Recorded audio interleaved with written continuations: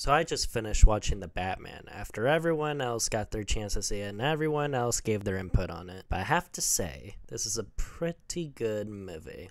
Not a flawless one, but a pretty damn good beginning for a potentially memorable trilogy in the making, if it even gets that far. Which it probably would. The plot in this movie is personally one of my favorite storylines when it comes to a mainline live-action Batman movie. Batman in this story is 2 years into being Batman, and therefore is inexperienced and sloppy at his job, but also manages to be great at his job at the end of the day. But he's just messy when it comes to his execution. The Riddler throughout the movie sends him a bunch of clues to send him to his next hostage or to his next place to go solve his riddles. These riddles reveal more and more about a murder case done by him that was shown at the beginning of the movie, but it also foreshadows the crimes that he would also make in the future of the movie. Meanwhile, Catwoman is along because a mob boss that Batman was after in a riddle murdered her friend, so she tries to get revenge for what that man did to her, which leads to conflicts between Batman and Catwoman on if the person who murdered her friend should be murdered or not, which obviously Batman says no. So conflict ensues. Penguin is involved because Batman thought that he was part of the riddle, when actually it was just a mistranslation and Penguin makes fun of him for it. Riddles are solved, mistakes are made, conflicts stir, but in the end, Batman takes down the Riddler before Riddler has the last laugh and blows up portions of the city. He takes out Riddler's goons, and afterwards, he realizes what Batman truly is by saving people. Learns not to be a symbol of just fear, but also a symbol of hope for his own city. It's a plot that has stakes, and it's a plot that is definitely welcome when it comes to Batman. It's grand and exciting,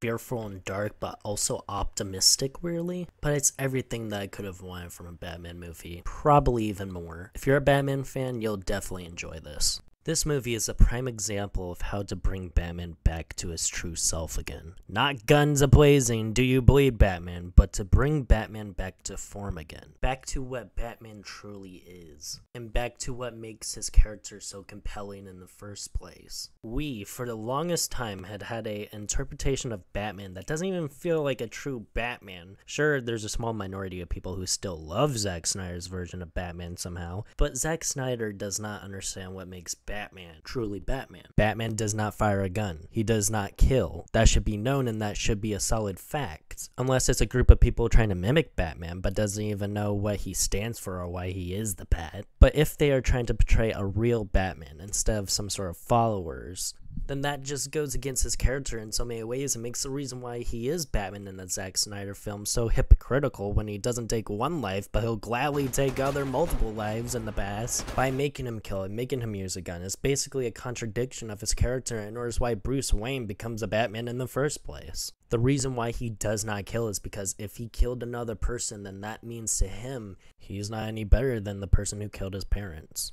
And therefore, in his eyes at least, becomes the villains that he's been fighting for so long. When I went to the movie theater and I saw The Batman, I went out and I was so relieved that this was a Batman that I've been waiting to see on the big screen for a while now. Batman that actually investigates for once, a Batman that does not kill and use weapons, a Batman who is inexperienced but who gets the job done in the end, a Batman who loves, a Batman that grieves, a Batman that you can see the pain that you just can't get rid of, a Batman who at times makes mistakes, but he's just only a man in the end. This is Batman. To me at least. In this movie, Batman is the best that he's been in live action for, and is the most accurate big screen Batman in my eyes. The visuals, without a doubt, are so stylistically sinister, and it is so refreshing to see a Gotham with color and personality again. I thought we weren't going to see an expressive but depressing version of Gotham again since goddamn Batman Begins 17 years ago. The way the camera is shot and where it's placed in the film is so artistically pleasing to the eye. You can just feel the passion and work of a group of people that truly want to make something special, something different, and something that isn't compromising a person's true vision for what they actually want to make. Every shot is crafted almost perfectly, and it reeks gladly in its own identity. And this is what makes this version of Gotham feel so depressing, but also so alive at the same time. We can't forget the characters in this film, because every character in this film has personality, and not a single person acting their roles falls flat. For the most part. Batman is a crying orphan kid still stuck in the same moment of time from when his parents were dead, but is in a man's body that just wants the world to not feel the pain that he went through. Instead of a Batman that is humorous or angry for the sake of being angry rather than a reason to drive and control that anger that can go towards defeating those who made other people feel the pain that he did, But I'm just saying. The person that played Penguin played him as if he was actually a real person, and not an exaggerated attempt to trying to translate a cartoon character onto the big screen, or just some slimy underground mob boss with a comically sized hunch. Catwoman feels like a person conflicted if they should do what they think is right for them, or what is right in the end of things. A person that is more than their looks or their persuasiveness, or just there just to be the main guy's love interest, but rather a person that you can truly understand in the end. The Riddler feels like a demented loner who has been oppressed his whole life, rather than a person who is normally goofy and uses that trauma as a way to play that pain for laughs. And Jim Gordon is a cop that truly wants his city to be the best that it can, rather than a person with no involvement.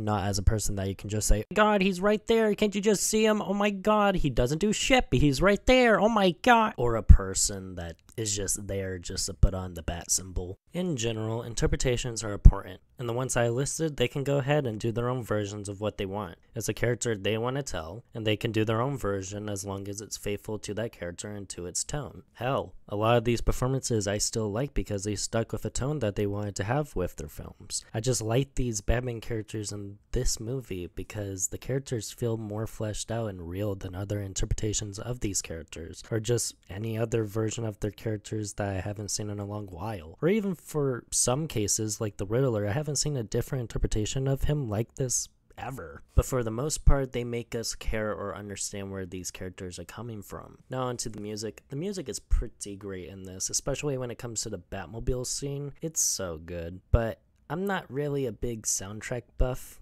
But at the same time, this did make me feel really anxious and just on my seat to what just happens next. The soundtrack does serve its purpose, and it's just so great. Now, the runtime of this is kind of controversial, but for the most part, I think it deserves its run. But towards the last 40-ish minutes, it started to drag on a little bit, but I was still entertained regardless. It may take me a while to watch this film again in its entirety, but that's not really a bad thing. It's just that I don't have that sort of time to watch a movie of that length in my spare time again, unless it's something I truly want to watch again after I watched it. The acting, for the most part, is pretty solid. I don't think there was a single person that I thought was trying to phone it in. They all look like they're actively involved and passionate in their roles.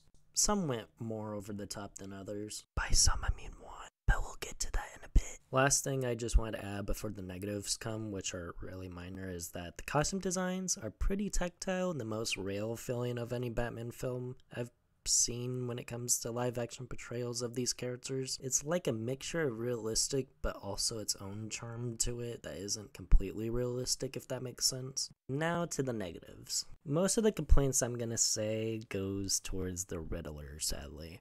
He's fine overall, but I have a few problems with him. I didn't really like the idea of Riddler being a social media influencer. I know that that's really only the real way of communicating a message towards his followers, but something about how it's framed kind of bugged me, like it was trying to modernize a villain way too much. But maybe I'm just looking way too much into it. I don't know. I don't like how the Riddler is in the interrogation scene. He's like a completely different character. It's hard to explain. He's just not as intimidating towards the end. I actually chuckled at him just randomly yelling. Like out of the blue, out of nowhere, he's just yelling at Batman, and then he just goes, ah! And then he does it again, and he just goes, ah! And that shit was so fucking funny. I don't like the way that he talks. It just sounds like he's swaying his voice and constantly doing ongoing sentences. Or it just feels like he's rhyming without even rhyming. Just gets really annoying at times. Like, just in your fucking sentences already. It's not that hard. I don't like how the actor just overacts when he tries to be intimidating. Kind of falls flat at some portions of the movie, but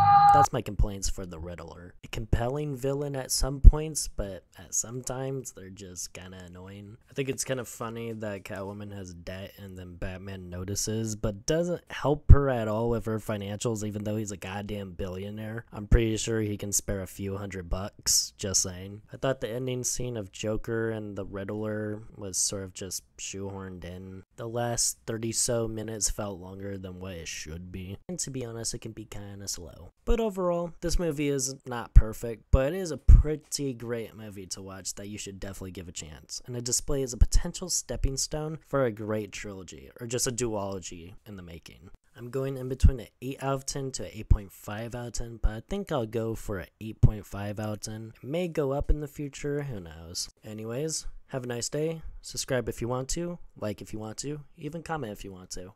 I don't care. Just you do you. And see you later. Am I the only person that thinks that the Riddler yelling was the most funniest shit? Because it was. I don't care what anyone says. Shut up. Fuck you. Ooh woo. Hey my little pog champs. Thank you for the 500 subs. So tonight we're gonna go storm the Gotham election